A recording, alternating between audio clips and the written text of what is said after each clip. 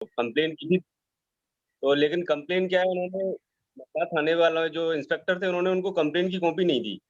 उन्होंने बताया नहीं कि आपके खिलाफ क्या कंप्लेन है, उनको बुलाया, उनके बयान लिए और उनके साइन करवा के और उनको वापस भेज दिया।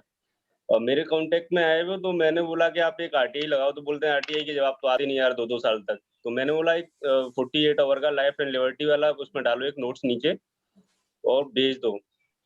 तो बड़ी मुश्किल से उन्होंने भेज दिया। 2-3 दिन मतलब 2 दिन बाद ही थाने से फ़ोन आया उनके पास में कि आप आ जाइए और आपकी ये आरटीआई ले जाइए अपने यहाँ से।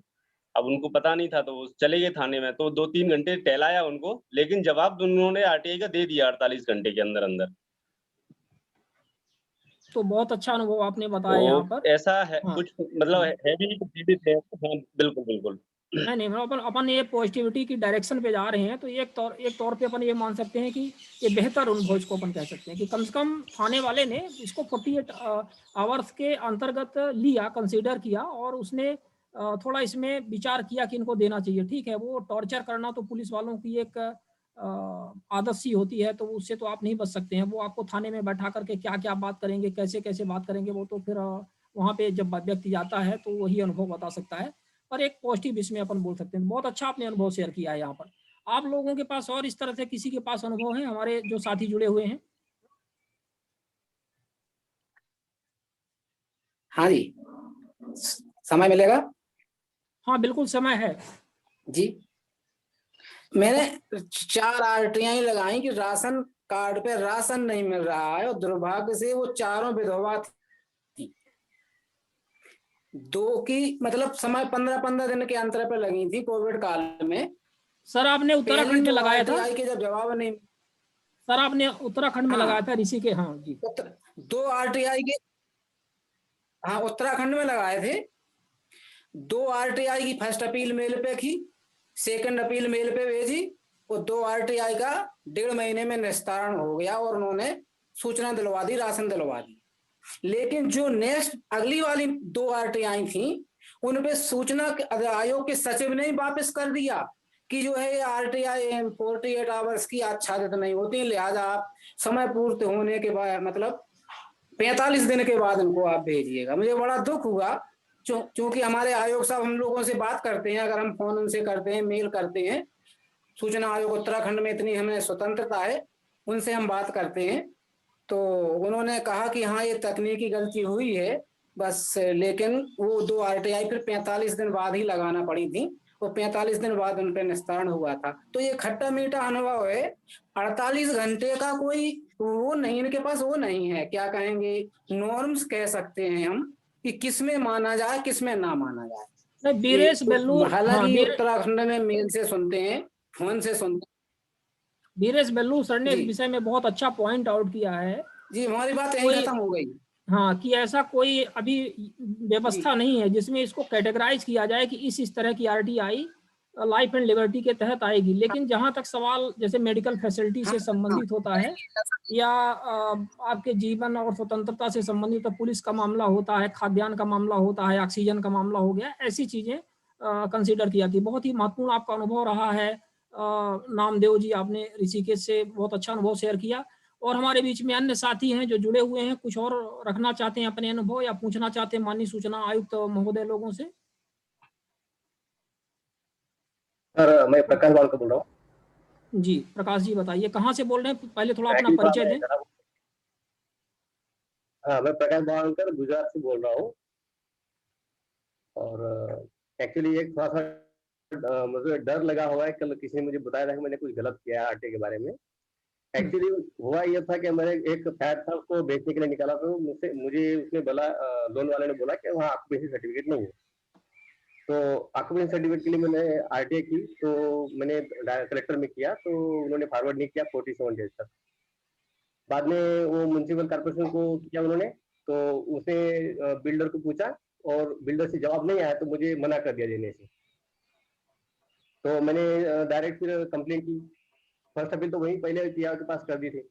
फिर मैंने कंप्लेंट की, तो उनके बाद काफी मतलब 1 साल के बाद मुझे पर्सनल सुनवाई हुई, मतलब फर्स्ट टाइम हुई मेरी, और मैंने उसको रिकॉर्ड किया एक्चुअली। तो रिकॉर्ड करने के बाद एक्चुअली उन्होंने ऐसा बोला था कि आपको आपका इंटरेस्ट बताना चाहिए था कि आपको क्यों चाहिए, तो जल्दी मिल जाता। सुप्रीम कोर्ट का भी जजमेंट है। तो और उनके बोला कि मैं बोला फिर आप पीआई को पूछना चाहिए था फोन करके, तो बोले नहीं ऐसा नहीं होता, आपको बताना होता। तो एक्चुअली बाद में मैंने एक आरटीआई लगा दिया, उसमें डायरेक्टली मैंने लिख दिया एसआईसी का कमेंट कि ये बताना पड़ता है कि फ्लैट लिया है, इसके लिए जरूरी है, तो आप बता सकते हैं, तो सुप्रीम कोर्ट का जजमेंट है, जो अगर कोई भी बिल्डिंग कोई भी मांगेगा तो ऐसा कैसे चलेगा, कुछ तो देना पड़ता है ना, इसमें क्या मेरा क्या इंटरेस्ट है। तो ये मैंने 2 पॉइंट में मैंने उनको मांगा कि सुप्रीम कोर्ट का निर्णय दे दीजिए। और फिर बाद में मैंने ये भी बोला, लिखा क्या आप, मैंने ऐसा कमेंट किया था क्या इनको बताना पूछना चाहिए था पीआई को क्या क्या इंटरेस्ट है, तो नहीं होता है। तो मैंने ये भी 3rd पॉइंट में ये भी मांगा, क्या बोला ऐसा कौन सा नियम है जिसमें इंटेंशन बताना पड़ता है, तो वो मैंने किया है। तो किसी ने मुझे बताया कि आपने रिकॉर्डिंग करके गलत किया है, ये मतलब लॉ के विरुद्ध है, तो मैं डर गया हूँ। हाँ, इंटेंशन से रिलेटेड जो आपने बात कही है कि इंटेंशन बताना पड़ता है, इस तरह के बहुत सारे आदेश आए हैं, बिल्कुल सही बात है। तो इंटेंशन के विषय में तो मुझे लगता है कि गांधी सर ज़्यादा बेहतर बताएंगे कि क्या आरटीआई कानून में तो इंटेंशन जैसी कोई बात नहीं रहती है, लेकिन कोर्ट ने इसको जरूर काफ़ी कमजोर किया है। ये गलत है, असंवैधानिक है।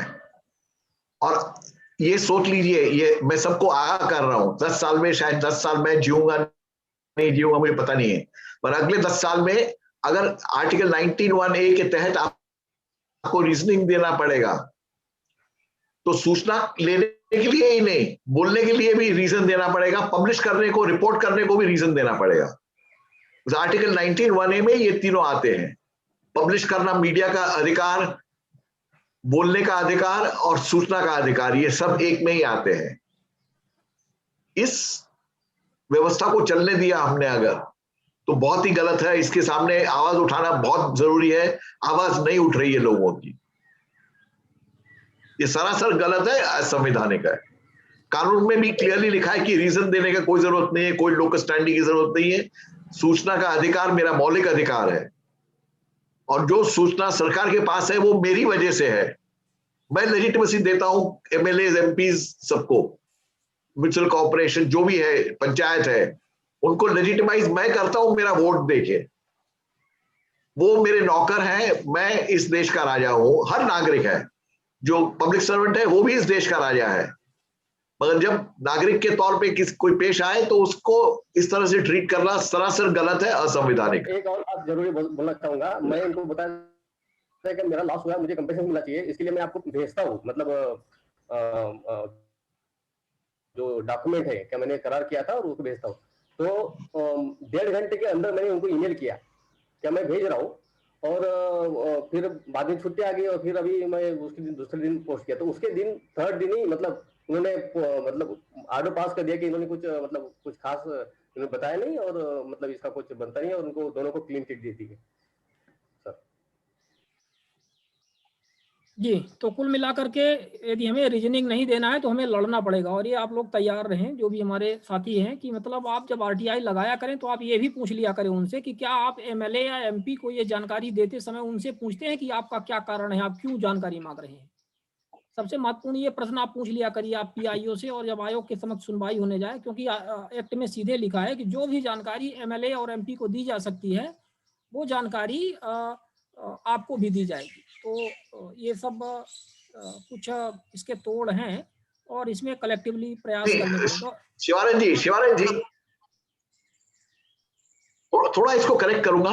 ये जो प्रावधान है, प्रोवाइजो है, ये सिर्फ 8(1)(j) के लिए है, पूरे कानून के लिए नहीं है।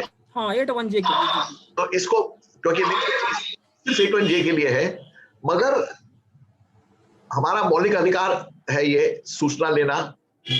जैसे बोलना मेरा मौलिक अधिकार है, जैसे पब्लिश करना मेरा मौलिक अधिकार है, जैसे टीवी चैनल चालू करना मेरा मौलिक अधिकार है, वैसे ही अधिकार है। तो ये अगर इसके लिए मुझे कारण देना पड़ेगा, इंटरेस्ट बताना पड़ेगा, तो सबके लिए मुझे कारण बताना पड़ेगा। ये बहुत ही खतरनाक पोजीशन है। बिल्कुल सर। हाँ, हमारे जी विवेक सर। एक सुप्रीम कोर्ट ने writ petition number civil 194 of 2012 में क्लियरली बताया है कि second objection is requiring against requiring disclosure of motive for seeking the information no motive needs to be disclosed in view of the scheme of the act. Supreme Court ने ये writ petition number 194 of 2012 में बहुत clearly बताया है। ये 28 मार्च 2020 का order है। इसमें it has been clearly stated that no reason should be given for seeking the information. Only if it belongs to the 81J is concerned here, we have to prove the public interest involved in getting the information. We need not give the reason also. Only thing is, if the information is under section 81J, this is the, sir.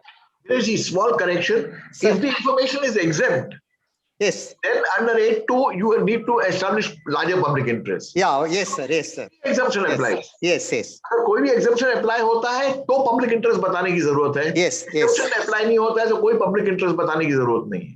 जरूरत नहीं. Sir, even no reason should be given. That it has been clearly spelled out in writ petition number 194 2012 of the Supreme Court has clearly said no reason should be given, sir. Yeah. Even then, still most of the information RTA applications are being rejected by various PIOs, stating that no reason has been given. For reason has not been given, sir. And there is a clear directive from the Supreme Court. These PIOs, unfortunately, even the commissions are also not seriously taking these provisions. This has become a very difficult for us, the information seekers, that every time when we seek the information, the basic reason will be given is no reason has been given. But Supreme Court has clearly said it, sir. So whenever such reason is given by the PIO, we have to make an appeal enclosing the order of the Supreme Court and say that the decision taken by the PIO is erroneous. That is the only solution we have got now. Sir, थोड़ा date of judgment भी बताएं, sir, please. Sir, date of judgment is 20th March 2020. Justice Adarsh Kumar Goyal and Justice Uday Umesh Lali. This is Common Cause versus High Court of Allahabad and another.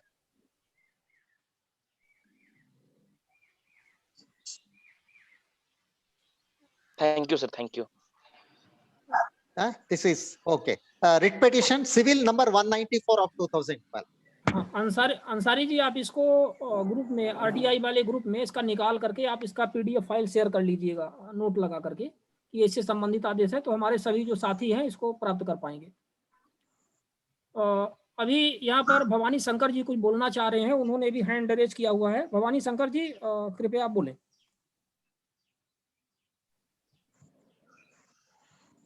आप सभी को नमस्कार। मुझे Rahul sir जिनका मैं fan हूँ और Gandhi sir जिनका मैं फैन हूँ और आत्मदीप जी सर जिनका भी मैं बहुत अच्छा फैन हूँ, तो मुझे उनसे एक छोटी सी जानकारी लेनी है। हमारे यहाँ पे मैं सीधा हमारे सूचना आयुक्त का नाम लूंगा कि लक्ष्मण सिंह जी यह कहकर डिसीजन देते हैं, ये आवेदन खारिज कर देते हैं कि आरटीआई कानून के अंतर्गत ऐसा कोई प्रावधान नहीं है कि आप एक ही आवेदन के अंदर पहले निरीक्षण और उसके पश्चात आप निरीक्षण जो डॉक्यूमेंट आपने चिन्हित किए हैं आप उनके प्रमाणित प्रति ले सकते हैं। तो राहुल सर अभी वर्तमान में सूचना आयुक्त है और गांधी सर पूर्व में रह चुके हैं, तो मुझे इनसे इतनी जानकारी लेनी है कि आपने अभी ऐसा कोई डिसीजन किया है किसी निर्णय में कि जिसमें ये लिखा गया है कि किसी अपीलार्थी ने लिखा है कि मुझे निरीक्षण के पश्चात प्रमाणित प्रतिलिपियां चाहिए चिन्हित दस्तावेजों की। यदि ऐसा है तो कृपया आपसे निवेदन है ऐसा हमें निर्णय उपलब्ध करावे या ऐसा आवेदन है उसकी प्रति उपलब्ध करावे ताकि हमारे यहाँ भी सबका भला हो सके। मैंने तो ऐसा कोई शर्मनाक निर्णय नहीं दिया है।